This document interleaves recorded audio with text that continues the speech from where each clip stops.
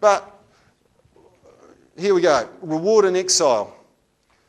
The parable of the talents, Jesus says, depart from me, you wicked servant, or whatever, All of this emphasizes that there is a reward and there is exile. There are some who won't have a place in the new creation, and there are some who will.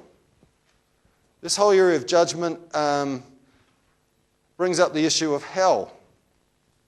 And there's a big debate going on in this area. Is hell eternal punishment? Fire never stops. And that probably owes more to Dante than the New Testament. Okay? Is it annihilation? That's another field of thought. Okay? This is my little touch on eternal dwelling places. Or is it universalism? Is everybody saved? Because how could a loving God eternally punish someone? Because he's got to be nicer than that, because I am. Okay? There is a field of theology that really is uncomfortable with the judgment. In Revelation, it talks about the second death. Then it talks about, that shouldn't be not gnashing of death, it should be gnashing of teeth. That's a bad typo, okay? I'm just going to be honest about what I believe about this, and I'll leave it at that. And I'm happy to take questions at the end. I personally... It's a good typo, isn't it? Yeah, I know. Yeah. Okay.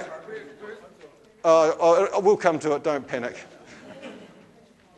The greatest fear in the Greco-Roman world was not death. The greatest fear was exile. For a Roman to be kicked out of Rome was the worst punishment.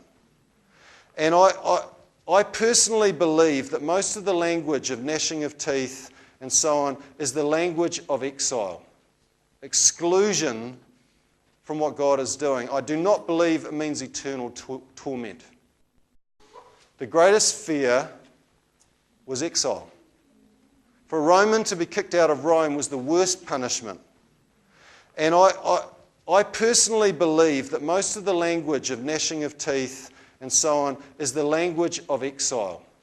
Exclusion from what God is doing. I do not believe it means eternal torment.